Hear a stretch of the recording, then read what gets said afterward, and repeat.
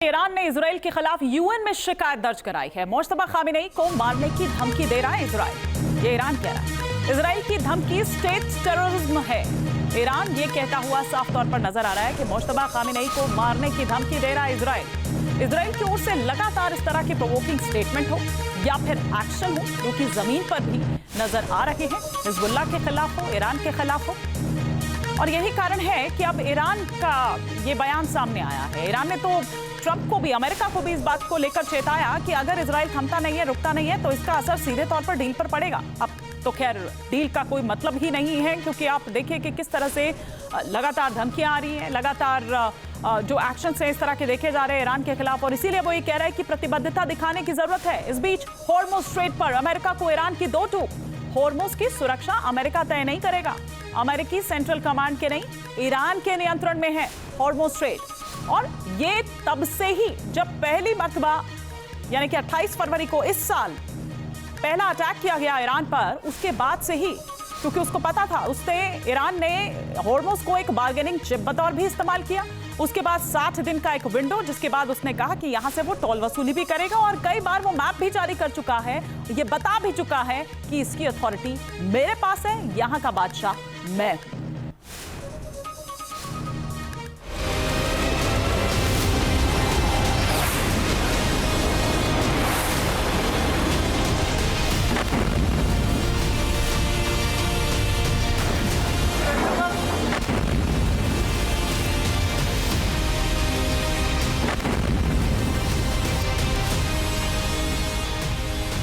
चालीस दिनों की बारूदी जंग के बाद ईरान और अमेरिका बड़ी मुश्किल से बातचीत की टेबल पर आए थे।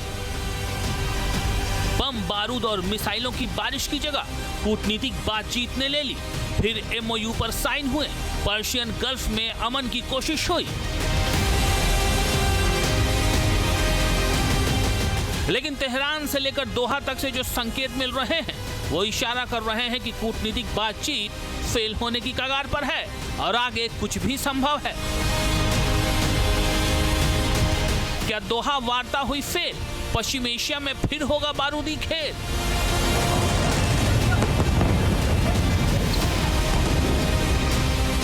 ईरान ने की अमेरिका की शर्त नामंजूर, अब युद्ध होगा जरूर।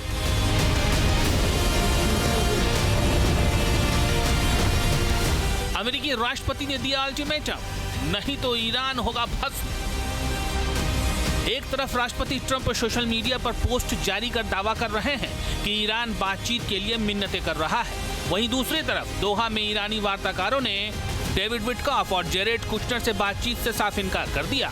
और अब उपराष्ट्रपति जेडी वेंस दावा कर रहे हैं कि ईरानी रिजीम कूटनीतिक बातचीत में पर्शियन ट्रिक चल रहा है। तो क्या ईरान महाबली अमेरिका के साथ खेल खेल रहा है?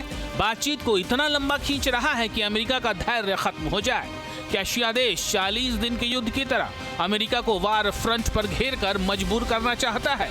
हॉर्मुज़ में वन वे अटैक ड्रोन के बारूदी हमले की तरह बैकफुट पर धकेलना चाहता है?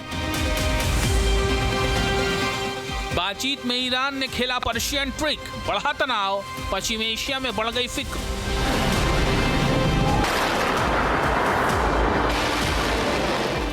ईरान का खेल, ट्रंप के साथ न्यूक्लियर ब्लैकमेल।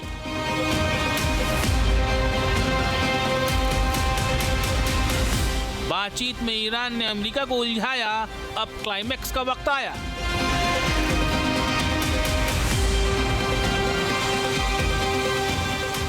अमेरिकी उपराष्ट्रपति जेडी वेंस का कबूलनामा साफ जाहिर कर रहा है कि ईरान सिर्फ जंग के मैदान का ही माहिर नहीं है, बल्कि बातचीत की टेबल पर भी उससे शर्तें कबूल करवाना मुश्किल भरा दांव साबित हो रहा है। खुद ट्रंप ईरानियों के इस शातिर अंदाज की तारीफ कर चुके हैं। बड़ा सवाल यह है कि ईरान को तबाह और बर्बाद कर देने की धमकी देने वाले ट्रंप और उनकी कैबिनेट एकाएक ईरान को लेकर नरमी क्यों दिखाने लगी है?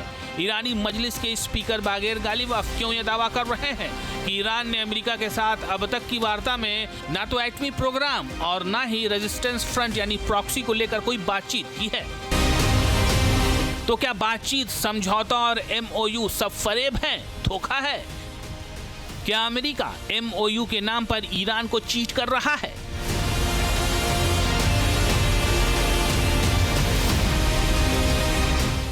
कि एशिया देश 14 पॉइंट के समझौता मसौदे को लेकर कोई शातिर चाल चल रहा है?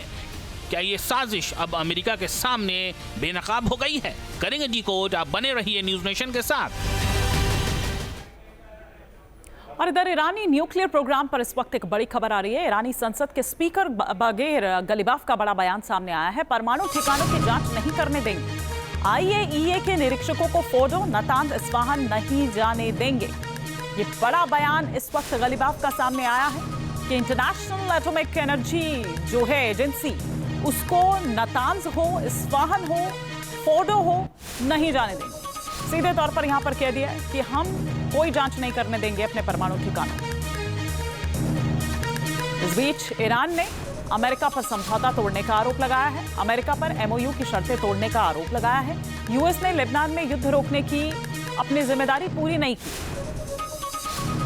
तो ये साफ तौर पर कि ये उस MOU का हिस्सा था कि लेबनान पर, बेरूत पर जो हमले इजराइल द्वारा किए जा रहे हैं उसे रोका जाए। लेकिन हमने प्रतिबद्धता जिस तरह से दिखाई है उसी तरह की प्रतिबद्धता यूएस को भी दिखानी होगी, और वो नाकाम इस पे रहा है, वो अपनी जिम्मेदारी पूरी नहीं कर पाया है। ये साफ तौर पर अमेरिका को चेताते हुए ईरान गलीबाफ साफ तौर पर यहां पर कहते हुए नजर आए। आपके मोबाइल पर तुरंत आएगी ब्रेकिंग न्यूज। स्क्रीन पर सबसे पहले दिखेगी बड़ी खबर। देश दुनिया की हर खबर एक जगह। अब आपके मोबाइल पर तुरंत फटाफट इंस्टॉल कीजिए न्यूज नेशन ऐप और रखिए खुद को अपडेट।